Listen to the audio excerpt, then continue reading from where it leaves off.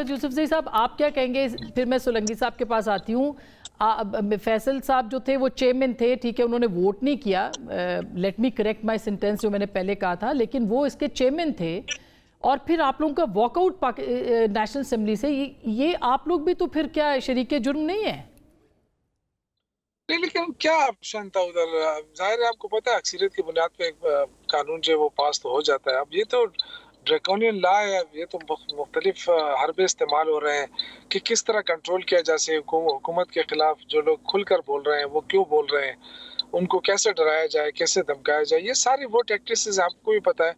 वरना ये जो फेक न्यूज़ की बात कर रहे हैं या हेट स्पीचेस की बात कर रहे हैं, तो जो अगर आप अता तारड़ साहब की स्पीच सुने तो उसमें क्या फूल बरसाते हैं वो, या मरियम बीबी जब अपोजिशन में जाएंगे इसी कानून पे शायद धर लिए जाए।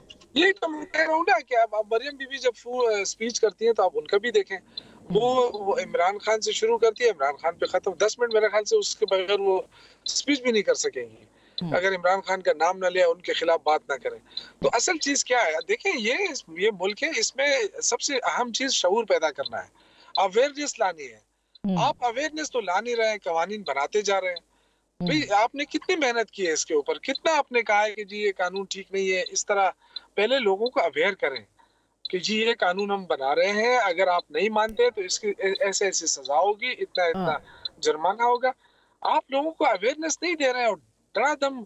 अब आप देखें ना, ट्रैफिक पुलिस जो है, आम ड्राइवर जो है, उसको आप अवेयरनेस नहीं दे रहे हैं कि ये जो जेब्रा निशान है किस चीज का है, ये फलां निशान किस चीज का है। आप डायरेक्ट उसको स्ट्रिंग दे देते हैं, सर्टिफिकेट हवाले। अब ये वैलिड पॉइंट है सोलंकी साहब, अगर मैं इसको इस तरह से करूं, बिल्कुल जो यूसुफजई साहब कह रहे हैं कि access to information fake news का सबसे बेहतरीन हथियार है। अगर आप रसाई देंगे इत्तलात तक तो फेक न्यूज़ या झूठी खबर नहीं फैलेगी। वो तो पाकिस्तान में हो नहीं रहा। और फिर किस मकसद के लिए, ये किन मकासद के लिए जो है ये बनाया जा रहा है इतने इब्हाम के साथ ये कानून इतनी जल्दी में?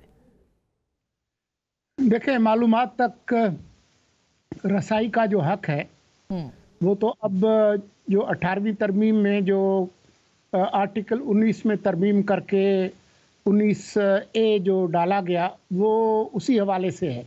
अब उसकी कारकर्दगी को भी देखना होगा। लेकिन बात यह है कि आपने अभी बात की खुद आइन की और आर्टिकल 19 की, तो आर्टिकल 19 में भी जो इज़हार राय की आज़ादी है वो मुतलक नहीं है। अगर आप कहें तो आपके जो नाजरीन हैं उनके मफाद में मैं पढ़ देता हूं कि वो शुरू कहाँ से होता है।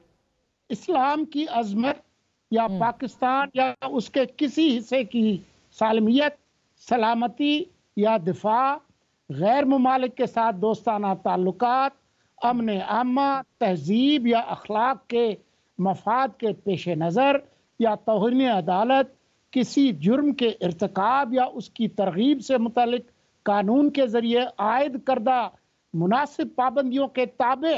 ये इतनी सारी तमीज़ के बाद एक जुमला है कि हर शहरी को तकरीर